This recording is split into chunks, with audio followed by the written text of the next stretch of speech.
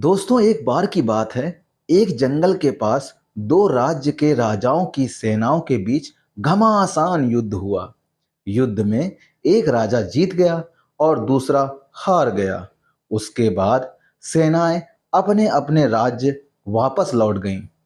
युद्ध के क्षेत्र में बस एक ढोल पड़ा रह गया। वह ढोल था जो सेना के भांड व चारण बजा बजा कर रात के समय सेना को वीरता की कहानी सुनाया करते थे। एक दिन उसी जगह पर बहुत तेज आंधी तूफान आई।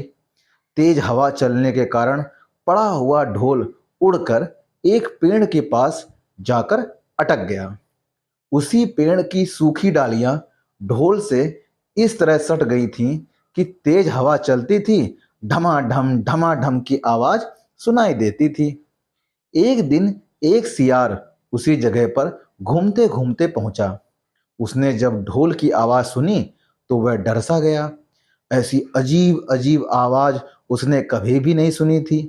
वह सोचने लगा कि यह किसी एक नए प्रकार के जानवर की आवाज है। वह मन ही मन सोचने लगा, ऐसी ढमाढम की आवाज करने वाला जानवर तो बहुत ही खतरनाक होगा। सियार उस ढोल को गौर से देखने लगा और जानवर समझ के आवाज को और ध्यान से सुनने लगा। तभी एक गिलहरी कूदकर ढोल के ऊपर बैठ गई और एक बीज कुतरने लगी। यह देखकर सियार सोचने लगा, अच्छा, तो यह जानवर हिंसक नहीं है। उसी समय एक तेज हवा का झोंका उस ढोल पर पड़ा और पेड़ की टहनियों के कारण ढमाढम की आवाज दोबारा शुरू हो गई। उसके बाद सियार ढोल के पास गया और उसे सूंघने लगा, पर उसे वहां पर कोई भी जीव नहीं दिखाई दिया।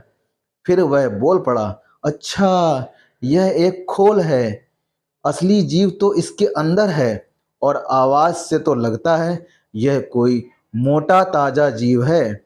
उसके बाद वह अपने मांद मतलब सियार का घर में वापस लौट आया और सियारी मतलब सियार की पत्नी को बोला, अरे सुनती हो, तैयार रहो दावत के लिए, क्योंकि मुझे एक ऐसा जीव मिला है जो एक खोल के अंदर है और लगता है वह बहुत ही मोटा ताजा है। सियार ने बताया कि उस खोल के दोनों तरफ एक चमड़े की परत है जिसके अंदर वह जीव है। सियारी यह सब सुनकर खुश हो गई। फिर सियार और सियारी ने योजना बनाई कि अगले दिन वो दोनों जाएंगे और उस चमड़े वाले भाग को फाड़कर अपना हाथ घुसाकर उस जीव को पकड़ लेंगे। योजना के अनुसार दोनों अगले दिन सुबह उस ढोल के पास पहुंच गए।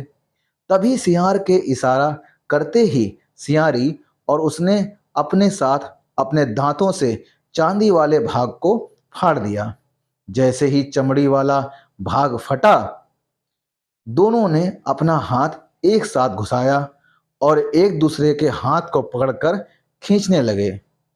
कुछ देर बाद उन्हें पता चला कि वहां कुछ नहीं था। दोनों अपना माथा पीट कर रह गए। दोस्तों, इस कहानी से हमें यह शिक्षा मिलती है कि बड़े बड़े सेखी मारने वाले लोग भी अंदर से खोखले ही होते हैं। तो बच्चों और दोस्तों, कहानी कैसी लगी कमेंट करके जरूर बताइएगा और चैनल पर नए हो तो चैनल को लाइक सब्सक्राइब और शेयर करना बिल्कुल भी मत भूलिएगा।